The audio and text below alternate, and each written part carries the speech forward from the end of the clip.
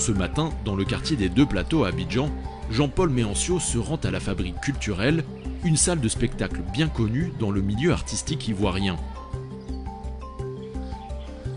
Il y retrouve 3 danseurs avec lesquels il travaille régulièrement. C'est le premier jour de création d'une nouvelle pièce.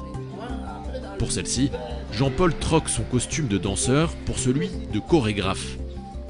C'est lui qui va imaginer les pas et les figures que ces danseurs exécuteront sur scène. Quand vous avez installé ça, tac, tac, tac, tac, tac, tac, tac, et que vous montez. Et puis, quand vous vous rencontrez, il y a un jeu dans le regard.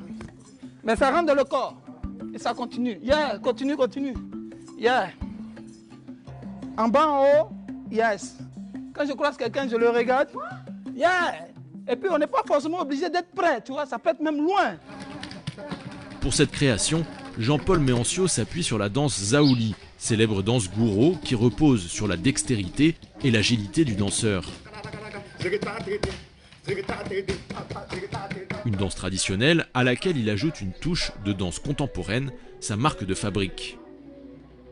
Il faudra aux danseurs 1 mois de travail pour créer ce spectacle. Pour le voir, chaque spectateur devra payer un ticket à 5 000 francs.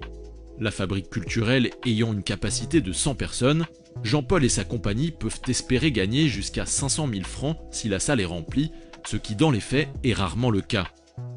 Ensuite, il devra remettre la moitié à l'établissement. L'autre moitié, soit 250 000 francs CFA au maximum, sera divisée à parts égales entre les danseurs. Au mieux, chacun peut donc espérer recevoir un peu plus de 60 000 francs.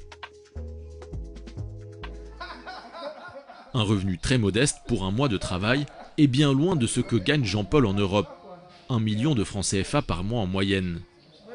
Selon lui, pour augmenter les salaires des danseurs, il faut développer un écosystème viable autour de la danse. Et pour la directrice de la Fabrique culturelle, cela passe notamment par faire venir en salle un public encore très timide. Pourquoi c'est compliqué? Parce que le spectacle, il faut des fonds pour faire de la production. Donc c'est-à-dire qu'il faut générer de l'argent. Qui génère de l'argent, c'est le public. On a un public qu'on est en train de former et qu'on est en train d'habituer à sortir. Moi, je vais vous prendre un exemple tout seul. Quand j'ai ouvert la fabrique il y a 7 ans, les entrées à 2 000 francs, les gens se plaignaient. Et petit à petit, aujourd'hui, on a des entrées à 5 000 francs. On a des entrées à 10 000 francs. C'est ce public-là qui va générer l'économie du spectacle, qui va faire que les compagnies vont être payées mieux et que cet argent-là, ils peuvent le réinvestir dans de la création. Je souhaite que voilà, mes collègues et moi, on ne baisse pas les bras, on crée du marché quoi, autour de la danse. Plus il y en aura, plus il y aura du monde qui viendront nous voir. Et plus les spectacles seront de qualité, ben on pourra aussi avoir des prix concurrents. Voilà, donc il faut travailler, il faut créer du marché, quoi.